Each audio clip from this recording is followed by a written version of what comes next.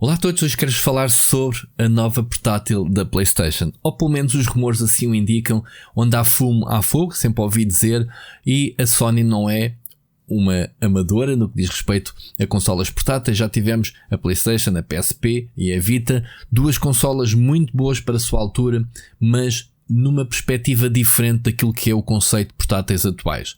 Ou seja, atualmente temos um conceito em que as plataformas são unificadoras, e então uma consola portátil consegue correr os jogos de PC. Se olharmos para o caso do PC, se olharmos para a Switch, é a mesma consola portátil, é híbrida e portanto também corre jogos no monitor ou na televisão se colocarem na Dockstation.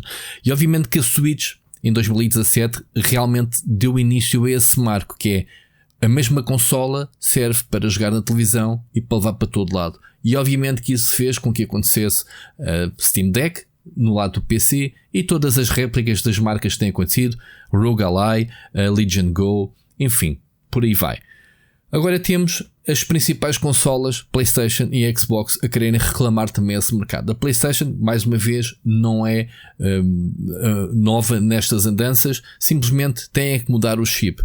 Ou seja, nunca poderíamos ter atualmente uma consola em que tínhamos uma versão portátil com jogos próprios e também uma versão doméstica, como temos a PlayStation 5. E portanto, a tecnologia está a convergir para que hajam versões portáteis tão poderosas, ou pelo menos aproximadamente poderosas, que as versões domésticas, a partilharem chips, tecnologia, e portanto a inteligência artificial também vem dar aqui uma grande ajuda. E acho que é essa que é a grande mudança para a próxima consola PlayStation, a inteligência artificial. Portanto, um chip que tenha um APU, como se costuma dizer, portanto uma unidade neural para processar a inteligência artificial, não esforçando o GPU gráfico e o CPU processador.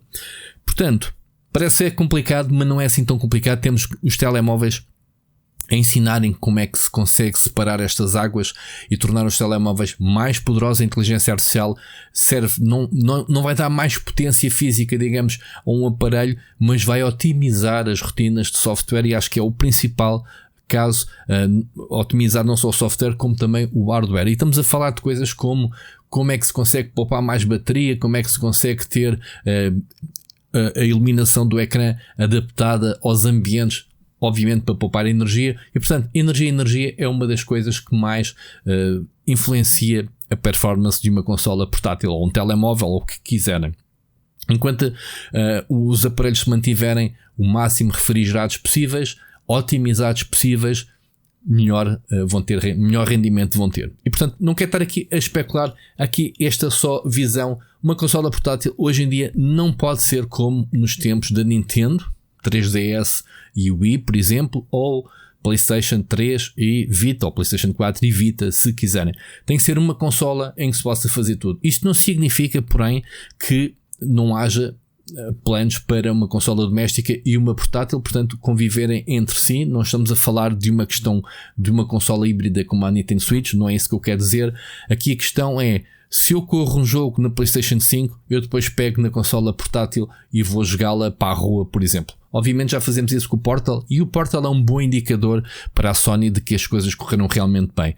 O Portal é aquele periférico que ninguém pediu, porque já se podia jogar em modo remoto a partir de um telemóvel, a partir de um computador portátil, através de uma aplicação, e fazer streaming da consola para esse aparelho e jogar comodamente no sofá. Eu fiz bastante isso antes de sequer ter o Portal. Com o Portal vimos que temos toda a comodidade de um comando DualSense nas mãos, a jogar jogos que estão a ser processados, no meu caso aqui no escritório, e estou a jogar na sala em modo portátil, a funcionar bastante bem. É uma das coisas que eu tenho elogiado bastante, como vocês sabem. Agora aqui a questão é o passo seguinte. A PlayStation poderá estar a criar a tal consola portátil com processamento mesmo na consola, equivalente à PlayStation 5. Neste caso nem será a PlayStation 5, porque tudo indica que será um projeto para 2027, 28. Isso significa que estamos a mudar outra vez o ciclo. Estaremos a falar de um companheiro para a PlayStation 6. Faz todo o sentido. A Xbox também estará a fazer uma consola portátil. Não vamos falar na ASUS, isso ficará por outro vídeo, mas estamos a falar que a Microsoft está a produzir uma consola portátil para ser lançada com a sua próxima Xbox.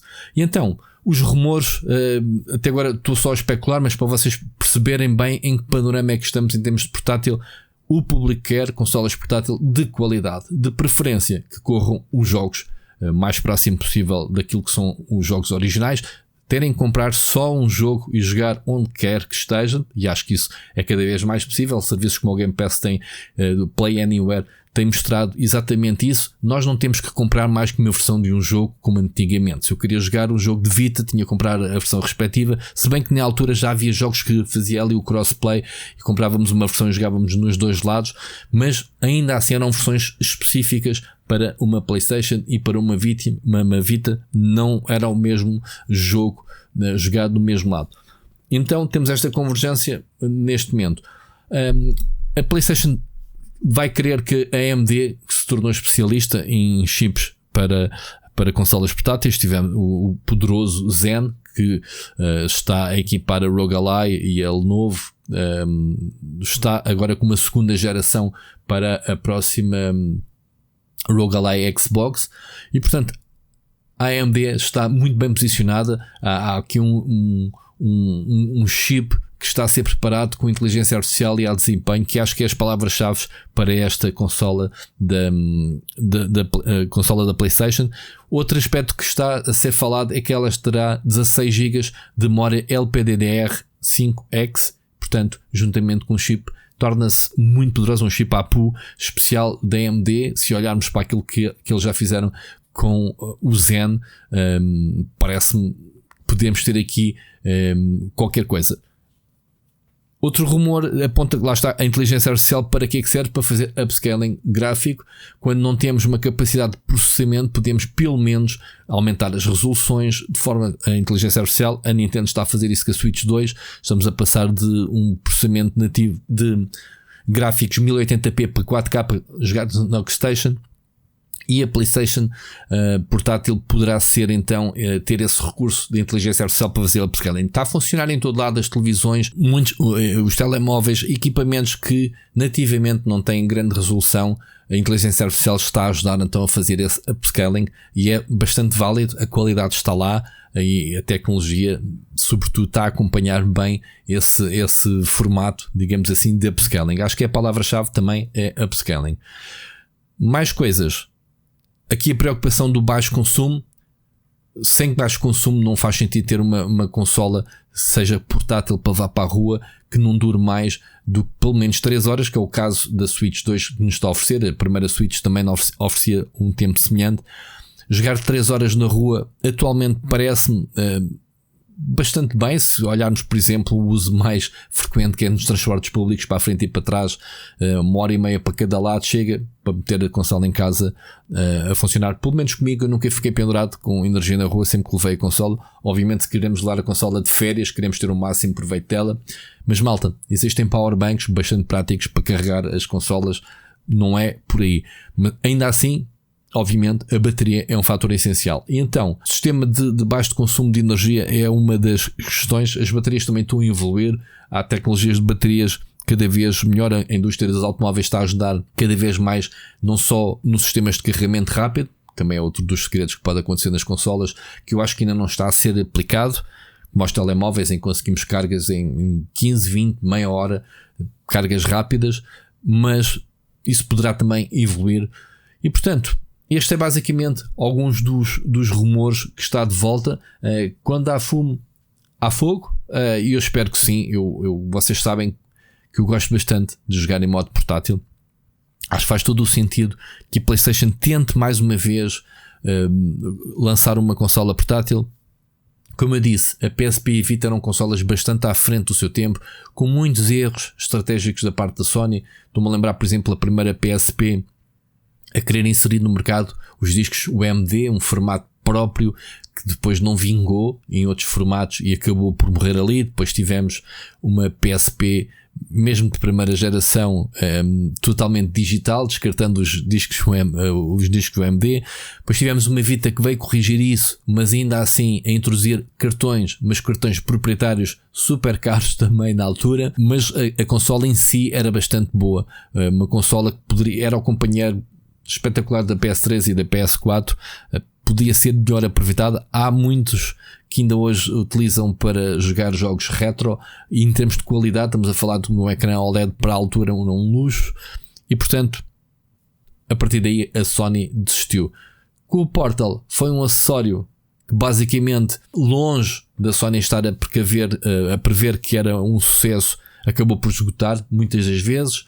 Felizmente a Sony já está a repor, e quem quer comprar uma Portal consegue facilmente, mas também indicou à Sony que as pessoas querem jogar em modo portátil, e portanto vamos dar esse passo seguinte, que é o processamento dentro da própria consola, mas tem que ser desta forma, como eu disse, convergida. Portanto não temos versões diferentes, portáteis e domésticas.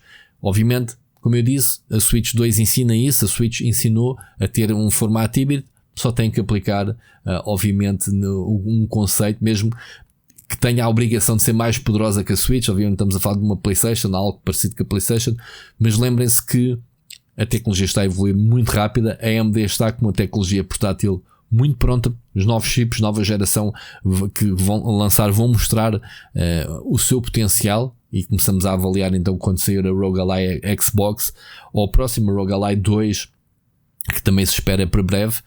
E portanto é isto: inteligência artificial, consolas com APUs, com processadores neurais para processar inteligência artificial. Fazendo este resumozinho, tudo é possível no modo portátil, e nós temos a ganhar, obviamente. Ainda temos aí também a Valve a querer dar cartas com uma possível próxima geração do Steam Deck. Não está nada anunciado, mas obviamente é uma questão de tempo, porque a consola teve bastante sucesso, e a Valve tem que se atualizar, não é? Steam Deck atualmente é um hardware, apesar de muito popular, continuar a ser desatualizado em relação à sua concorrência. E portanto é isto. Digam nos comentários o que é que vocês acham de uma PlayStation portátil, se é possível ou não, o que é que vocês gostariam que a Sony fizesse, converter as duas, ou queriam uma consola isolada com jogos próprios. Eu acho que isso é bastante old school, já não encaixa bem nesta indústria, as pessoas terem que gastar duas vezes o dinheiro para jogar em modo portátil e em modo doméstico. Mas digam nos comentários o que é que vocês acham, deixem um like para este vídeo e vemos no próximo. Um grande abraço.